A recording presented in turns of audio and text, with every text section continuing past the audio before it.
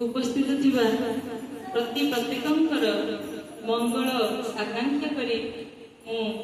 ठाकुरंक पई मोर निजर अनुभूति किछि कहबाकू जाउछि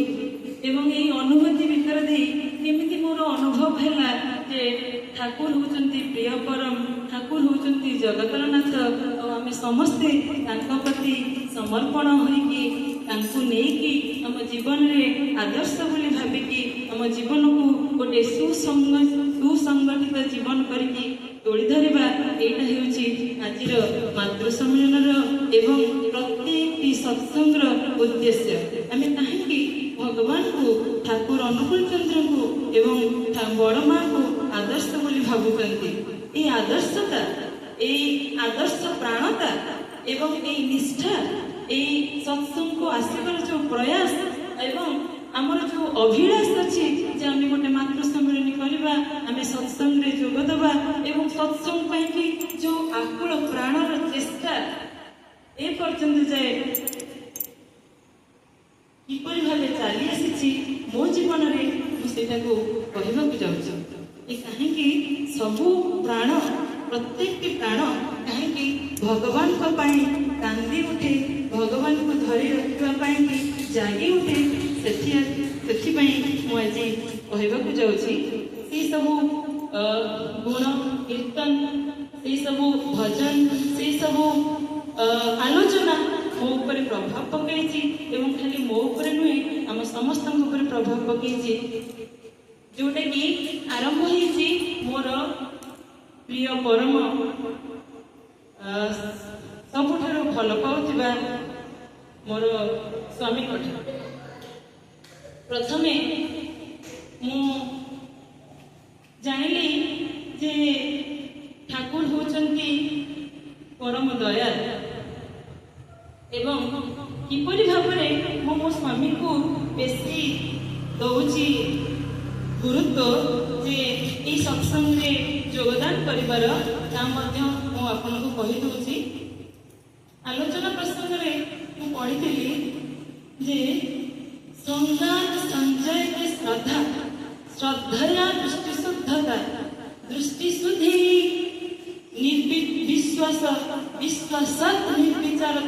निर्विचारता भवे प्रेम प्रेमास्मर्पण ता माने होची जोठी आमे संगति लाभ करचंती जोठी आम परिवेशर संगति लाभ करचंती से परिवेशर संगति ही हमको गोटे कार्य रे इच्छा शक्ति कार्य योगदान करिबार इच्छा शक्ति को जोगी दिए एवं से संग ही को पाइथिली मोर प्रिय परम स्वामी ठारू ता पूर्व मु ठाकुर विषय जानी एवं ये उपस्थित थिबा मोर श्रद्धेय भौणी तांकर घरे प्रत्येक दिन प्रत्येक मुहूर्त रे सत्संग रे एवं सत्संग रे बसिबार चेष्टा समस्त को नेकी सत्संग रे बसिबार चेष्टा अविराम चालू थाए एवं से अविराम प्रयास रे मु मध्य शामिल थाए एवं से होची हमर प्रिय मोर प्रिय हेमपा सब बेले मत नहीं सत्संग रे बसाए किंतु मु सत्संग रे केवल छोट थी जानी नी मत 5 वर्ष बयस से मत बहुत स्नेह श्रद्धा देकी सत्संग रे बसईला जहा फल मु मोर संगति लाभ करी एवं गोटे भविष्य गोटे सुंदर प्राणर संगीन हवाको माने संगीन हो पारली संभव हो पारला सेटा जहा हो तार से आशीर्वाद मो ऊपर अच्छी बोली मुझे ये छिड़ाई आपण पाखे कही पारुची तेणु से जो संगात संजय श्रद्धा मोर ठाकुर प्रति सत्संग प्रति ये सत्संग अनुष्ठान प्रति प्रत्येक कार्य प्रति मोर ये श्रद्धा भाव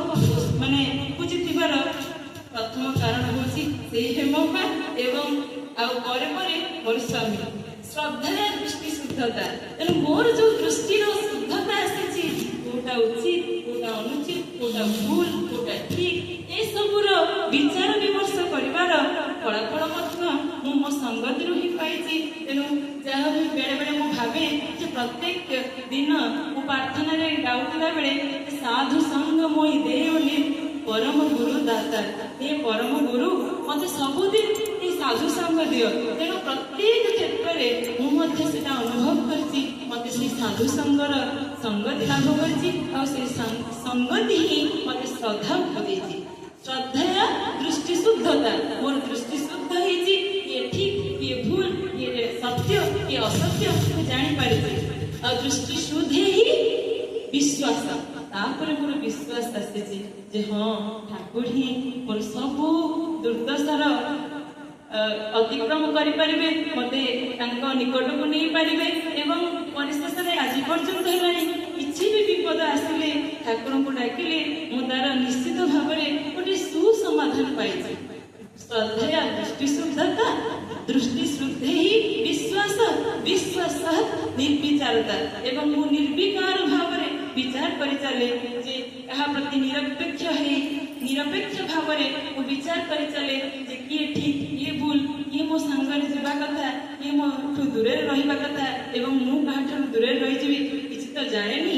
ଏଇ ଯୋଉ ମାୟା ମୋହର ସଂସାର ଭିତରେ ଆମେ ଜାଣିପାରିବାନି ସମାଜରେ କିଏ ଆମ ପଛରେ ପଡ଼ିଛି, କିଏ ଆମ ପାଇଁ କି ଠକୁଛି, କିଏ ଆମ ପାଇଁ କି ବିପଦ ସୃଷ୍ଟି କରୁଛି, ଆମେ ଜାଣିପାରିବାନି। କିନ୍ତୁ ସେ ହିଁ ପରମ ଦୟାଳ, ସେ ହିଁ ଆମକୁ ଦୃଷ୍ଟି ଶୁଦ୍ଧ କରି ବିଶ୍ୱାସ ଉପଜେଇ ଏବଂ ତାଙ୍କରି ନିର୍ବିଚାର ନିରପେକ୍ଷ ଭାବରେ ଆମକୁ ଚଲେଇ ନେଇଛନ୍ତି ତାଙ୍କ ବାଟରେ। ଏବଂ ନିର୍ବିଚାରତା ଭବେ ପ୍ରେମ ଏବଂ ସେ ନିରପେକ୍ଷ ବିଚାର ମୋତେ ତାଙ୍କ ପ୍ରତି ସ୍ନେହ ପ୍ରେମ ଆଦର ସବୁ ଯୋଗେଇ ଦେଇଛି ଏବଂ ସେଇ ସ୍ନେହ ପ୍ରେମ ଆଦରରେ ମୁଁ ତାଙ୍କ ପ୍ରତି ସମର୍ପଣ ଭାବ ରଖିଛି ଏବଂ ସେଇ ସମର୍ପଣ ଭାବ ହିଁ ମୋତେ ଆଜି ପର୍ଯ୍ୟନ୍ତ ଯାଏ ଏ ପର୍ଯ୍ୟନ୍ତ ଯାଏ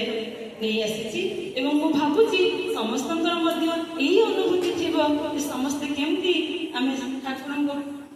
ପାଦ ପଙ୍କଜରେ ମନକୁ ରଖିକି ପ୍ରତ୍ୟେକଟି କାର୍ଯ୍ୟ ନିର୍ବିଚାର ଭାବରେ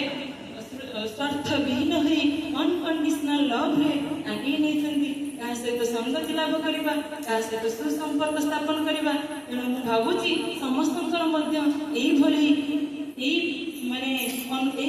ଅନୁସରଣ କରି ଏ ମଧ୍ୟ ସତ୍ସଙ୍ଗକୁ ଆଗକୁ ନେଇଯିବା। ଆଉ ମଧ୍ୟ ଗୋଟେ କଥା କହିବି ଯେ କିପରି ଭାବେ ଆମେ ଅନୁଭବ କରିପାରୁଛନ୍ତି ଯେ ଭଗବାନ ଅଛନ୍ତି। ମୋର ଗୋଟେ ସବୁଠାରୁ ଲୋମହର୍ଷଣକାରୀ ଅନୁଭବ ମୁଁ କହିବାକୁ ଚାହେଁ। ଯେଉଁଦିନ ଧନିଷକୁ ଆମର ଆସିଥିଲେ ପୂଜନୀୟ ଅବିନ୍ଦା, ମୁଁ ବାଟରେ ଭାବି ଭାବି ଯାଉଥାଏ, ସ୍ୱାମୀ ମୋର ଚାଲିଥାନ୍ତି ତାଙ୍କ ପଥରେ, ତାଙ୍କ ସହିତ ଅନୁସରଣ କରିକି ଦୀର୍ଘ 17 ଦିନ ଧରି ଯାତ୍ରା କରୁଥାନ୍ତି। ମୁଁ ଏପଟରେ 17 ଦିନ ଧରି ଯେଉଁଭଳି ଭାବରେ ଆଜି ଲୁଣଟି ସରିଯାଇଛି ତ କାଲି କିଛି ବି ନଥାଏ, ତା ଭିତରେ ମୋତେ ସବୁ ଜିନିଷ ଆରେଞ୍ଜମେଣ୍ଟ କରିକି ନିଜର କର୍ମକ୍ଷେତ୍ରରେ ୱିଦାଉଟ୍ ଲିଭ୍ରେ ଛୁଟି ନ ନେଇକି ସବୁ ପ୍ରକାରର ମ୍ୟାନେଜମେଣ୍ଟ କରିକି ଛୋଟ ଛୁଆକୁ ଧରିକି ତା ସହିତ ମୋ ଉପରେ ନିର୍ଭର କରୁଥିବା କେତେଟା ନିରାଶ୍ରୟ ପ୍ରାଣୀକୁ ମଧ୍ୟ ଚଳେଇକି ମୁଁ ଯେତେବେଳେ ନେଇକି ଯାଉଥାଏ ଧନିଷକୁ ସ୍ୱାମୀଙ୍କର ସମସ୍ତ ପ୍ରତିପ୍ରାଣକୁ, ଇଭିନ୍ ତାଙ୍କ ପୁଅକୁ ଏବଂ ବାବା ମାଙ୍କୁ ଦିଅରଙ୍କୁ ସମସ୍ତଙ୍କୁ ନେଇକି ଚାଲୁଥାଏ। ଚାଲ ଆଜି ପୂଜନୀୟ ଅବିନ୍ଦାଙ୍କ ପାଖରେ ଆମେ ନିବେଦନ କରିବା ଯେ ଆମ ପରିବାରକୁ କେମିତି ସୁସଂଗଠିତ କରିବା, ଆମ ପରିବାରକୁ କୌଣସି ବିପଦ ଆସିବନି। ସେତେବେଳେ ଆଖିରୁ ଦୁଇ ଧାର ଲୁହ ବୋହି ଯାଉଥାଏ। କହିଥିଲେ ମୋତେ 9ଟା ବେଳେ ପହଞ୍ଚିବା ପାଇଁ, 10ଟା ବାଜିଲାଣି, ମୁଁ ଜଗତସିଂହପୁର ବାହାରି ପାରିନି। ପ୍ରତ୍ୟେକ ଗଲାବେଳେ ବାଟରେ ମୋର ମନେ ପଡୁଥାଏ ଯେ ଏକାଠି ଭଲ ଥିଲା, କେତେ କର୍ତ୍ତବ୍ୟନିଷ୍ଠ ହେଇ କେତେ ସମୟାନୁବର୍ତ୍ତିତାକୁ ଅନୁସରଣ କରି ମୁଁ ଚାଲିଯାଏ। ଠିକ୍ 10ଟାରେ ଏକ୍ଜାମ 9:30ରେ ମୁଁ ବାହାରିଯାଏ। ଆଜି 9 o'clockରେ ଆସିକି ପୂଜନୀୟ ଅବିନ୍ଦା ପହଞ୍ଚିବାର ଥିଲା, ମୁଁ ଆସି 10ଟା ବାଜିଲାଣି ପହଞ୍ଚି ପାରୁନି। ବାଟରେ ଏମିତି କାନ୍ଦି କାନ୍ଦି ଯାଉଥାଏ ଆଉ ଦୋଷ ଦଉଥାଏ, କାହିଁକି ବିବାହ, କାହିଁକି ଏସବୁ ବିବାହ ପରେ ପୁଣି ଗୋଟେ ଛୋଟ ଛୁଆକୁ ଲାଳନ ପାଳନ କରି ତାକୁ ପୁରା ସବୁ ପ୍ରକାରର ଆବଶ୍ୟକ ଉପକରଣ ସବୁ ନେଇକି ଗଲା ବେଳକୁ ତା ସହିତ ବି ତାର ମଧ୍ୟାହ୍ନ ଭୋଜନ ପାଇଁ ବି ନେଇକି ଯିବାକୁ ପଡୁଥାଏ। এই ସମୟରେ ଆଖିରୁ ଦୁଇ ଥର ଲୁହ ବୋହି ସାରିଲା ପରେ ଯେତେବେଳେ ଯାଇ ସେଠି ପହଞ୍ଚିଗଲି ଧନିଷ ସତ୍ସଙ୍ଗ କେନ୍ଦ୍ରରେ, ନିବେଦନ କଲା ବେଳକୁ ପୂଜନୀୟ ଅବିନ୍ଦା ପଚାରିଲେ, ମା ଆପଣ ତ ଚାକିରି କରିଛନ୍ତି, ହେଲେ କାହିଁକି ଚୁଜ୍ କଲେ, ଆଉ କାହାକୁ କ'ଣ କିଛି ହେଲାନି? ସେଇଠି ମୁଁ ମୋର ଉତ୍ତର ପାଇଗଲି ଏବଂ ଆଖିରୁ ଆହୁରି ଲୋତକର ଧାରା ଅବିଶ୍ରାନ୍ତ ଭାବରେ ଗଡ଼ି ଚାଲିଲା ଏବଂ ମୁଁ ଅପଲକ ନୟନରେ ନ ଚାହିଁକି ତଳକୁ ମୁହଁ ପୋତିକି ପାଇଛି ସେ ସବୁଠାରୁ ଭଲ, ଆଉ କିଛି କହିବାର ନାହିଁ। ମୁଁ ସବୁ ପାଇଯାଇଛି, ଏତିକି କହିକି ମୁଁ ସେଠୁ ବିରାମ ନେଲି। ଏବଂ ମୁଁ ମୋର ଅନୁଭୂତି ଯାହା ରଖିଲି, ଏ ସବୁ ହେଉଛି ଠାକୁରଙ୍କର ଲୀଳା। ଏ ହେଉଛି ଏଇ ଠାକୁରଙ୍କ ଲୀଳା ଭିତରେ ଆମେ ଆମର ଜୀବନକୁ ଲବ୍ଧ କରିପାରିବା, ଜୀବନକୁ ଉଦ୍ବୁଦ୍ଧ କରିପାରିବା। ସେଥିପାଇଁ କୁହାଯାଇଛି ବନ୍ଦେ ଲୋକତିଳକମ୍ ସାତ୍ୱତ ବାର୍ତ୍ତା ବିଭୂଷଣମ୍ ଅମର କୃତିତ୍ୱ ସାରଣମ୍ ପ୍ରବୃଦ୍ଧମ ଲୋକ ଜୀବନମ୍। ତେଣୁ ଆମର ଏଇ ଲୋକ ଜୀବନ, ଏଇ ସାଂସାରିକ ଜୀବନ ଆମର ସେମିତି ଉଦ୍ବୁଦ୍ଧ ହେଇ ଚାଲୁ ଠାକୁରଙ୍କର ପାଦ ପଙ୍କଜରେ, ଠାକୁରଙ୍କର ଭକ୍ତିରେ, ଠାକୁରଙ୍କ ଆଶାରେ, ଠାକୁରଙ୍କ ଆକାଂକ୍ଷାରେ।